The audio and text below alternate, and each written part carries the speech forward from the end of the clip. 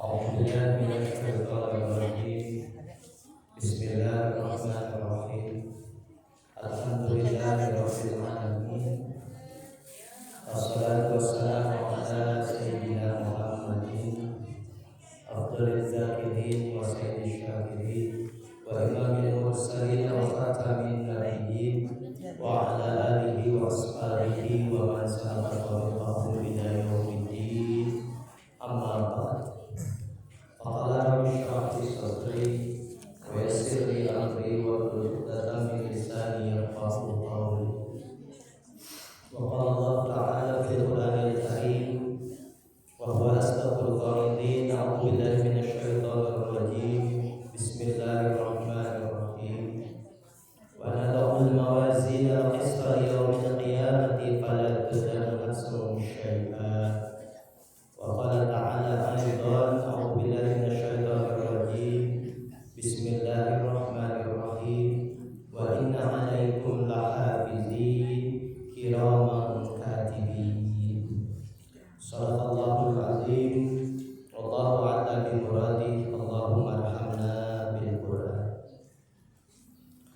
Senantiasa kita memanjatkan puji syukur kehadirat Allah Subhanahu wa Ta'ala atas limpahan kenikmatan yang tidak ada hingganya kepada kita semuanya selama hidup kita yang kita rasakan sampai detik saat ini, terutama nikmat iman, nikmat Islam, nikmat kesehatan, nikmat Allah berikan kemudahan dalam setiap urusan kita.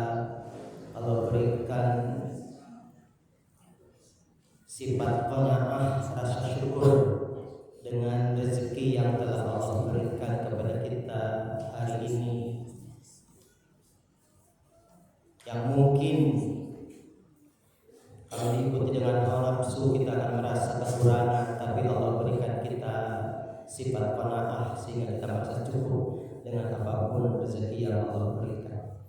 Juga nikmat-nikmat yang lainnya termasuk di dalamnya pertemuan kita hari ini adalah nikmat dari Allah Subhanahu wa Ta'ala. Nikmat menjadi ahli ilmu, nikmat menjadi ahli majlis dan taman surga Allah di dunia, nikmat menjadi orang yang ditinggikan derajatnya oleh Allah melalui iman dan ilmu yang kita senantiasa dapatkan di setiap pekan, khususnya di masjid ini, di majlis ini. Mudah-mudahan Allah Subhanahu wa Ta'ala senantiasa menjaga istiqomah kita, ketaatan kita, semangat ibadah kita sampai akhir hayat kita. Amin ya rabbal alamin. Salawat dan salam semoga senantiasa Allah limpahkan kepada junjungan kita Habibana wa Nabiyana wa Maulana Muhammad sallallahu alaihi wasallam, keluarganya, para sahabatnya, dan kita sekalian umatnya sampai akhir kiamat. Yang saya hormati dan Allah muliakan Al-Ustaz Mahfud Syarif, alhamdulillah beliau hadir di tengah-tengah kita untuk mendampingi para jamaah semuanya. Mudah-mudahan beliau senantiasa diberikan kesehatan, keluasan rezeki dan keberkahan dunia akhirat. Amin ya rabbal alamin. Juga buat kita semuanya para jamaah, semoga Allah Subhanahu wa Ta'ala tetap memberikan kita istiqomah di jalan yang Allah ridhai. Allah luaskan rezeki kita, Allah sehatkan badan kita, Allah berikan kita kekuatan kesabaran dalam hidup kita, Allah berkahi kehidupan kita dunia dan akhirat. Amin ya Allah ya rabbal alamin. Insyaallah di pagi hari ini kita akan melanjutkan kajian kita kitab Tazkirah, masih dalam tema kajian Mizan, Al-Mizan. Mungkin juga ini bukan pertemuan terakhir untuk materi mizan, karena saya perhatikan ternyata masih panjang, ada 1-2 lagi ya, nggak masalah ya. Kita ikutin aja alurnya ya. Baik, kita awali seperti biasa zikir pagi Asmaul Husna. Mudah-mudahan Allah Subhanahu wa Ta'ala mengabulkan doa-doa kita, harapan-harapan kita dengan menyebut asma-asma Allah Subhanahu wa Ta'ala. A'udzubillahi minasyaitonir rajim. Bismillahirrahmanirrahim.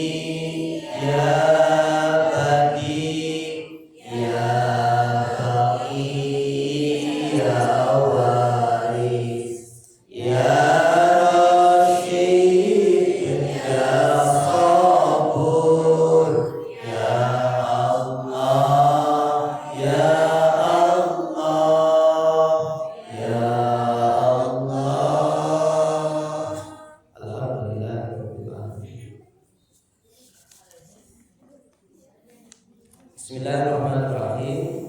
Kita melanjutkan kajian kita Tazkirah di bab mizan.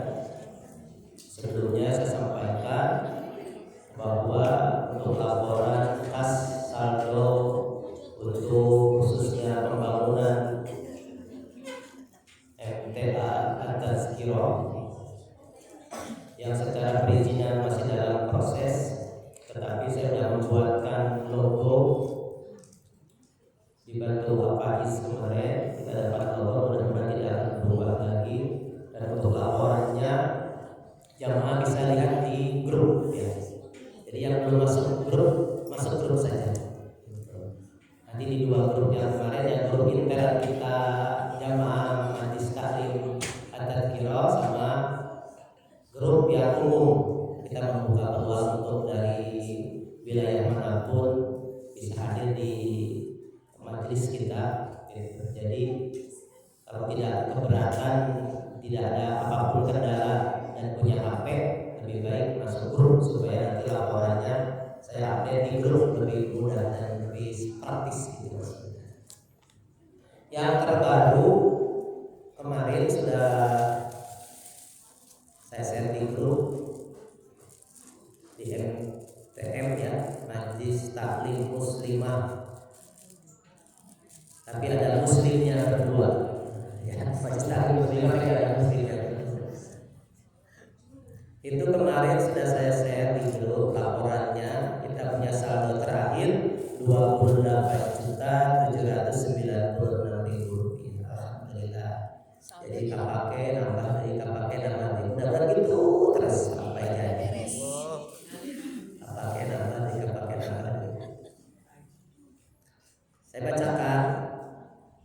Ini kita tetap melatih diri untuk menjaga keikhlasan hati saat kita disebutkan ini bukan untuk tujuan apapun. Insya Allah kita berlatih, serahkan kepada Allah Subhanahu Wa Taala ya, untuk motivasi diri kita, untuk motivasi keluarga kita. Insya Allah dalil tentang sedekah itu dua-duanya ada. Saya nanti share di grup ya. Bahwa yang terang-terangan ada, yang sembunyi-sembunyi juga ada. Tinggal kita, hati kita dilatih untuk belajar keras. Kemarin itu sudah masuk 250.000 dari Ustazah Mae, 50.000 dari Bu Sri, 500.000 dari Bu Hamidah, dengan harapan doa kemarin 100 sudah sampai kepada kami, 1 juta dari Bu Lurah,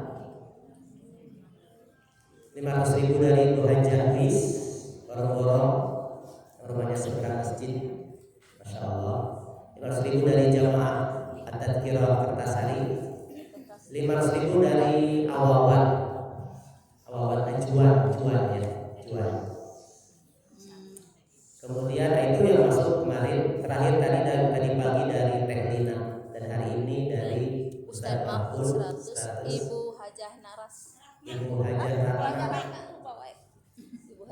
Naras 1 juta. Alhamdulillahirabbil alamin. Barakallahu fihim wa jazakumullahu ahsana jazaa wal khair wal barakah. Amin ya rabbal alamin.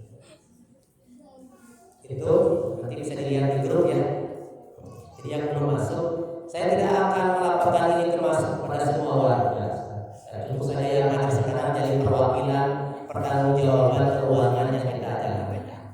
Saya juga sudah bikin grup untuk kita melatih diri menyisihkan harta jangka panjang sampai akhirat kita, sampai kita nanti meninggal. Grupnya grup bulanan, nanti grup jariah bulanan untuk operasional yatim harian. Nanti kita kumpulkan dari sekarang, kita akan pisahkan dari itu, kita pisahkan.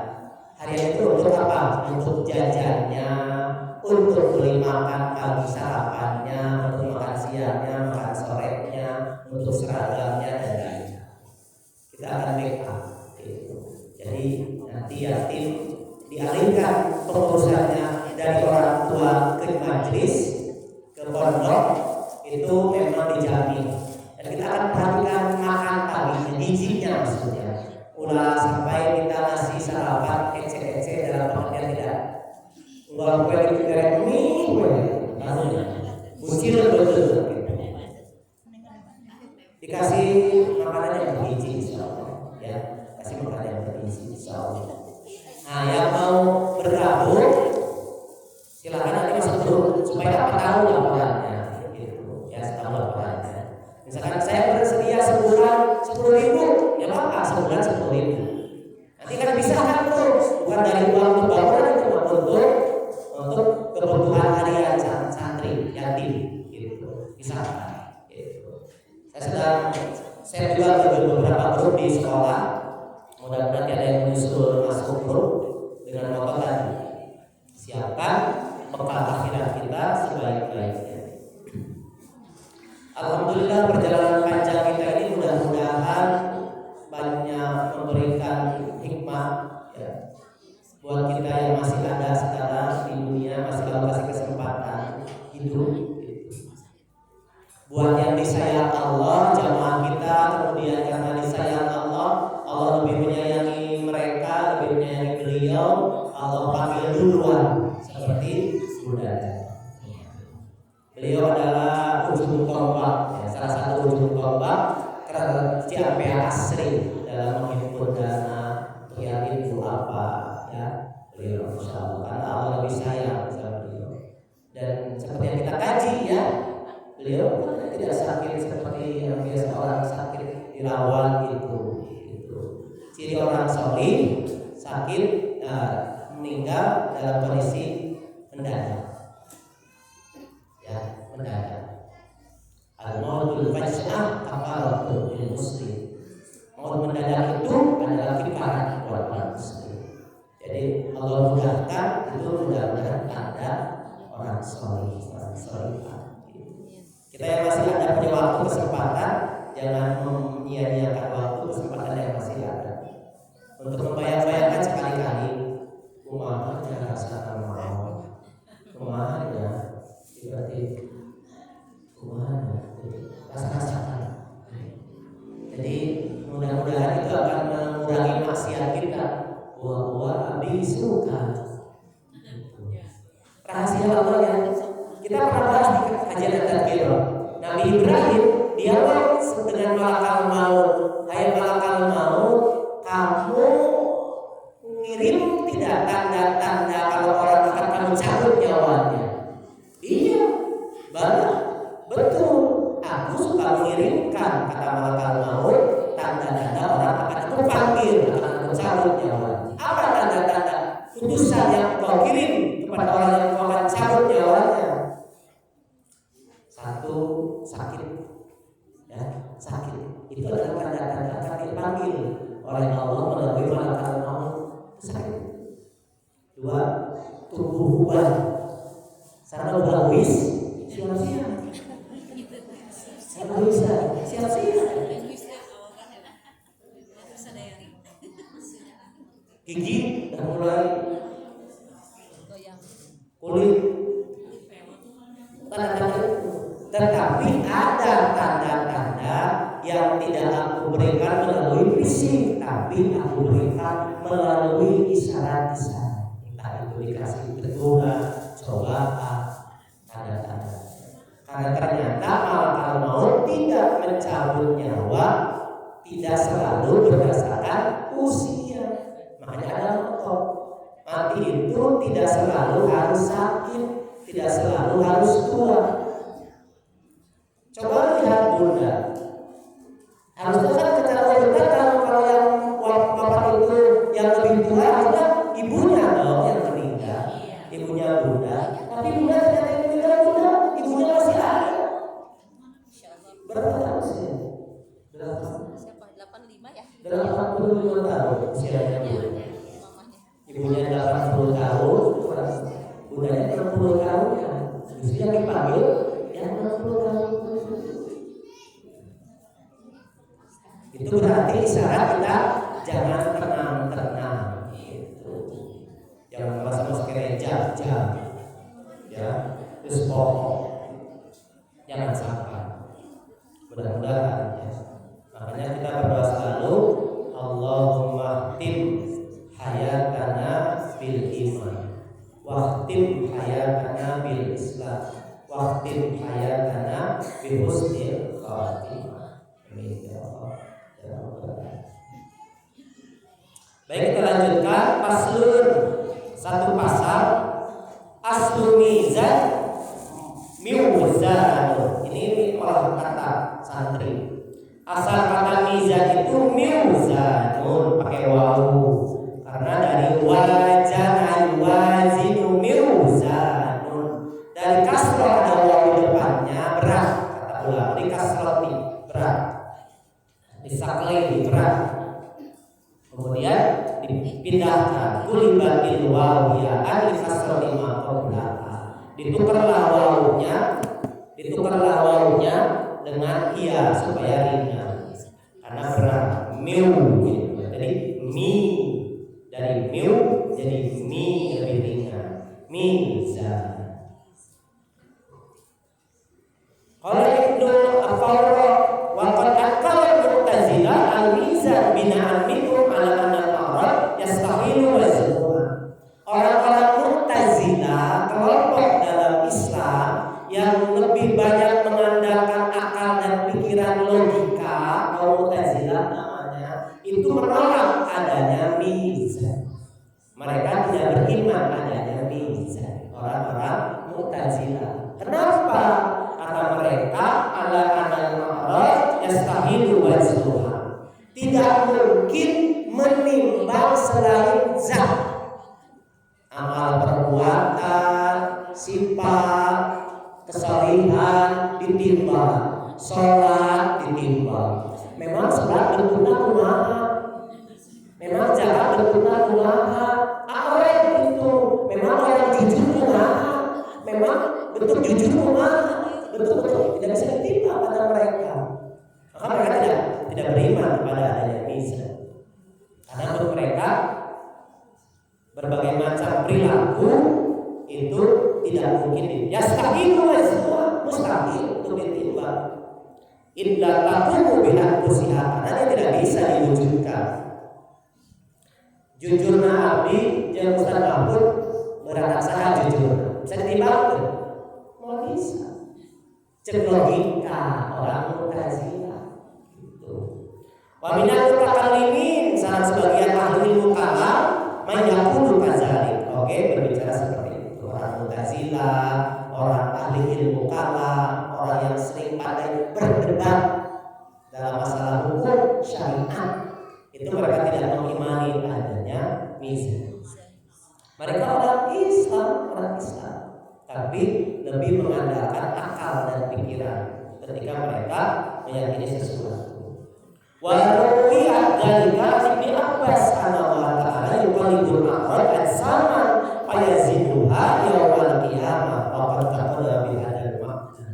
Tapi menurut Ibnu Abbas, seorang mufassir nomor 1 di kalangan para sahabat, ada riwayat yang mengatakan nanti pada hari kiamat aqrab selain ain, selain zat itu akan dirubah oleh Allah menjadi bentuk jisim itu. Makanya ada dalil di alam barzakh pun amal kita ditampakkan dalam bentuk makhluk. Ketika datang, kamu siapa? Kamu ganteng sekali, bagus sekali, indah sekali. Aku sholatmu, aku akan menemanimu sampai hari kiamat tiba. Aku sedekahmu, aku menjaga amal soleh dibentukkan dalam bentuk makhluk yang menyejukkan, menyenangkan. Tapi ketika kita di alam barzakh yang dapat siksa kubur, yang datang hal yang menyenangkan. Aku siapa? Senang sekali wajahmu. Aku nih zalim, perbuatan yang sering kamu lakukan di dunia, akulah yang akan menemanimu sampai hari kiamat tiba. Akulah dusta, akulah dan lain-lain amal-amal perbuatan buruk dibentukkan oleh Allah dalam bentuk jisim, jasad gitu. Maka di padang mahsyar pun amal itu akan berbentuk seperti benda yang Allah kehendaki supaya masuk logika manusia bisa ditimbang. Tetapi walaupun tidak dalam bentuk, Allah Maha Kuasa untuk melihat peringkat timbangan hisab kita, mizan kita. Gitu. Itu pendapat dari Ibnu Abbas berdasarkan hadis. Wasahih dan yang betul annal mawazin tasqalu bil kutubi fiha. Mizan itu akan menjadi berat dengan catatan amal perbuatan kita. Maktubatan yang tercatat di suhuf kita. Wabihal khutbu dan menjadi ringan karena catatan amal kita. Jadi mizan itu akan berat dengan beratnya amal kebaikan kita, akan berat dengan beratnya amal keburukan kita. Mana yang lebih bisa mengukur? Gitu. Jadinya bisa ditimbang. Kama dalam alaihi hadis sahih, dan ini ada dalam hadis-hadis sahih yang sudah kita bahas sebelumnya. Wal kitabi al-aziz dan dalam Al-Qur'an yang agung. Qala Allah Ta'ala wa inna 'alaikum lahafizin. Dan di antara kita adalah malaikat yang penjaga amal kita. Di dalam kitab Imam Ghazali Al-Bidayah wan Nihayah ada cerita yang panjang hadis tentang malaikat hafazah. Malaikat hafazah, malaikat penjaga amal yang melaporkan amal setiap hari Kamis sore. Kamis sore. Jadi amal itu dilaporkan setiap Kamis sore, malam Jumat. Menjelang malam Jumat dilaporkan ke langit 1, langit 2, langit sampai langit 7. Ada amal yang diterima, ada amal yang ditolak. Ada amal yang bersinar seperti bintang, seperti matahari bergulung, luar biasa. Sesuai dengan amalnya masing-masing. Makanya orang kalau ada dalam puasa Senin Kamis, kenapa puasa Senin Kamis? Seperti Rasul ditanya, kenapa? Bahwa aku ingin ketika amalku dilaporkan hari Kamis, aku dalam keadaan saum, dalam keadaan puasa.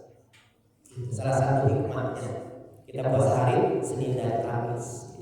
Jadi ada malaikat penjaga amal yang melaporkan. Kiraman katibin yang mulia, katibin yang tugasnya mencatat.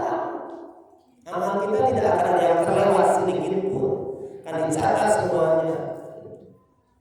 Wa qala Ibnu Umar tuzanu sahaibul amal, akan ditimbang suhul amal kita.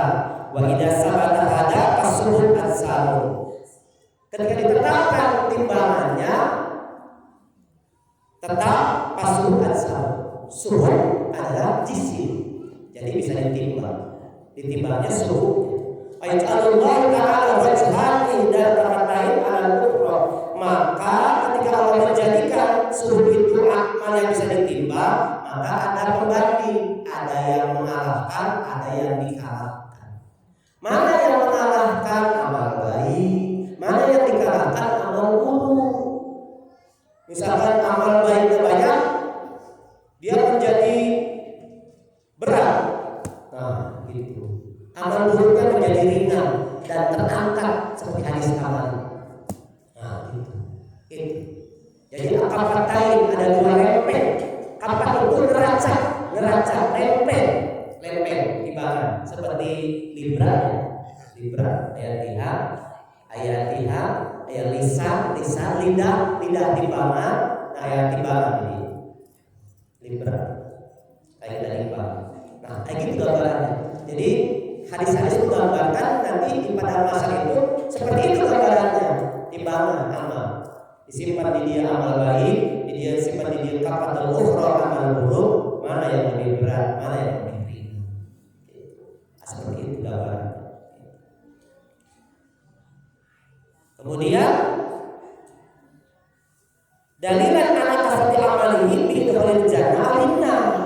Banyaknya amal yang memberatkan salah satu amal itu yang menjadi penentu seorang bi idkhulil jannah alimna. Kasurga apakah neraka? Dasarnya didinya. Cuk amal baik berat, amal buruk ringan. Berarti amal baik yang banyak, berarti surga. Sabarinna berarti neraka. Itu ditimbang dulu. Setelah itu proses baru. Kita punya pembela tidak, punya anak soleh tidak, punya amal-amal yang lain tidak. Sebelum ditentukan baru ada instruksi. Hanya ada hadis, ada orang tua mau masuk neraka karena amal baiknya sedikit, lebih banyak amal buruknya. Tapi ketika dia akan masuk neraka, stop instruksi. Dia punya anak soleh yang berdoakan dia. Ditambahkanlah amal anak soleh itu pada amal dia, maka tidak jadi dia masuk neraka. Sampai dia kaget, ya Allah, ini amal siapa yang membuat aku tidak jadi masuk neraka?